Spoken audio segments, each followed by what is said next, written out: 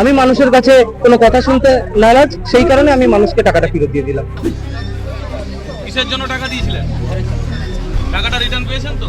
Total cash টাকা দফায় দফায় আমি পঞ্চায়েতের টেবিলে পৌঁছে দিই, যার জন্য ওখান থেকে সবাইকে সহযোগিতা করে তারপরে পরে যতক্ষণ না আমি ওখানে পৌঁছাই ততক্ষণ আমাকে এরকমও বলা হয় তাহলে কাজ হবে না।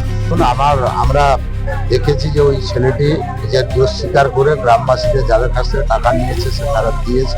নিজের টাকা দিয়ে আমি সব সাধারণ মানুষকে সেই টাকা কিন্তু আজকে আমি এই জায়গা থেকে শুধু টেবিল ঘরের জন্য টাকা নিয়েছিল 5,000 করে ঘর পিছু। পঞ্চায়েত মেম্বার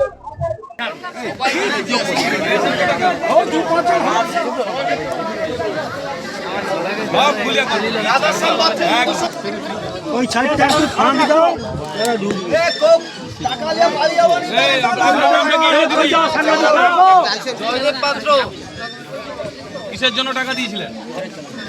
টাকাটা রিটার্ন পেয়েছেন তো? ঘরের জন্য টাকা নিয়েছিল 5,000 করে ঘর পিছু। পঞ্চায়েত মেম্বার এখন কি প্রথমে 60,000 টাকা ঢুকে দিয়েছে, তারপরে কিস্তি 60,000 টাকা, তারপর কিস্তি যখন 60,000 টাকা আমরা পাবো তখন হুমকি দিলে যে 5,000 টাকা করে দিতে হবে, না হলে দ্বিতীয় কিস্তি ঢুকবে না। আমরা একটা গরিব মানুষ, যদি 60,000 টাকা যদি না পাই তাহলে আমাদের বিশাল ক্ষতি।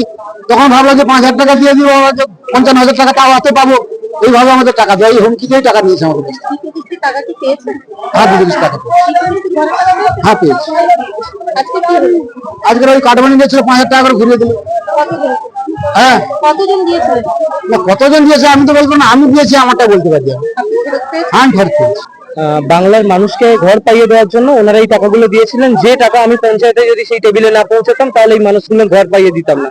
তো সেই মানুষগুলো যখন আজকের আমার পাশে নেই, আমি মানুষের কাছে কোনো কথা শুনতে নারাজ, সেই কারণে আমি মানুষকে টাকাটা ফেরত দিয়ে দিলাম।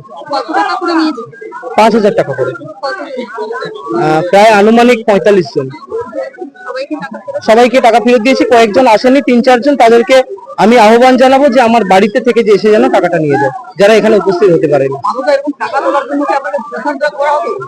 টাকা তোলার জন্য প্রেশার কিছু নয়, কিন্তু বিষয়টা হচ্ছে আমি যদি টাকাটা না পৌঁছাতে পারতাম সেই মানুষগুলো বাড়িটা পেত না, তো সেই কারণে আমাকে তুলতে হয়েছিল, আমি বাধ্য হয়েছিলাম। পালা বদলের কারণ তো ঠিক বলতে পারবো না, যেহেতু আমি ব্যক্তিগত স্তরে একটা জায়গা থেকে সিদ্ধান্ত নিয়েছিলাম আমি ফেরত দেবো, সেই কারণে আমি ফেরত দিলাম। আর এটা আমার সিদ্ধান্তটা অনেক আগের ছিল।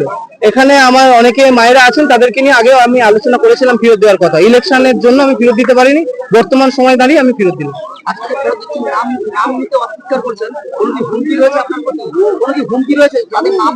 আমি মার্ডার হয়ে যেতে পারি, আমার প্রাণহানির আশঙ্কা রয়েছে। তো আমি বলে দিয়েছি, আপনারা যথেষ্ট বুঝদার, আপনারা বুঝে যাবেন। কিন্তু আমি চাইবো না নিশ্চয়ই আমার বাবা মার্ডার হোক, তো তথাপি আমি সেই কারণে, কিংবা আমার উপর দিয়ে কোনো ক্ষতি হোক, সেই কারণে আমি আমার জায়গায় বহাল থাকছি।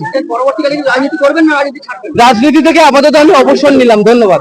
পঞ্চায়েত সদস্য তিনি তার সংশ্লিষ্ট বুথের প্রায় 50 জনের কাছ থেকে আবাসের ঘর পাইয়ে দেওয়ার নাম করে 5,000 টাকা 10,000 টাকা করে কাটমানি নিয়েছেন। আজকে তিনি পাড়া বৈঠক করে সেখানে সেই টাকা ফেরত দিচ্ছেন, তার বিরুদ্ধে এখনো অভিযোগ হলো না। কি বলবেন, কিভাবে দেখছেন? দেখুন, আমরা দেখেছি যে ওই ছেলেটি নিজের দোষ স্বীকার করে গ্রামবাসীদের যাদের কাছ থেকে টাকা নিয়েছে সে তারা দিয়েছে, এবং এটাও ঠিক ও প্রকাশ্যে স্বীকারও করেছে যে ওই টাকা ও নিজে খরচ করেনি, ওই টাকা উপরের নেতাদেরকে ও পৌঁছে দিত। সেটা সে স্পষ্ট স্বীকার করেছে যে তার যে গ্রাম পঞ্চায়েত, শিবরামপুর গ্রাম পঞ্চায়েত, সেই গ্রাম পঞ্চায়েতের টেবিলে তুলে দিত, সেখানে তাদের পঞ্চায়েতের যারা শীর্ষ নেতা তারা সেই টাকা ভাগ করেছে।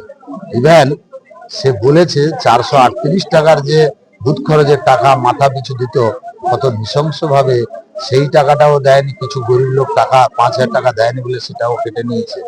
আমরা চাই আগামী দিনে এইভাবে স্বেচ্ছায় যারা দিচ্ছে গরিব মানুষ তাদের কাটমানির টাকা ফেরত পেয়ে যাক, এবং আমরা পুরো বিষয়টা প্রশাসনের নজরে আনবো।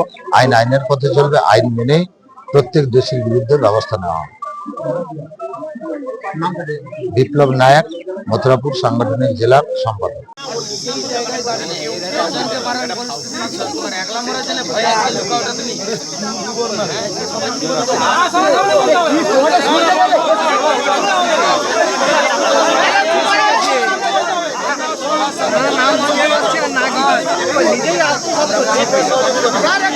সবার সামনে বলতে হবে তো, সবার সামনে।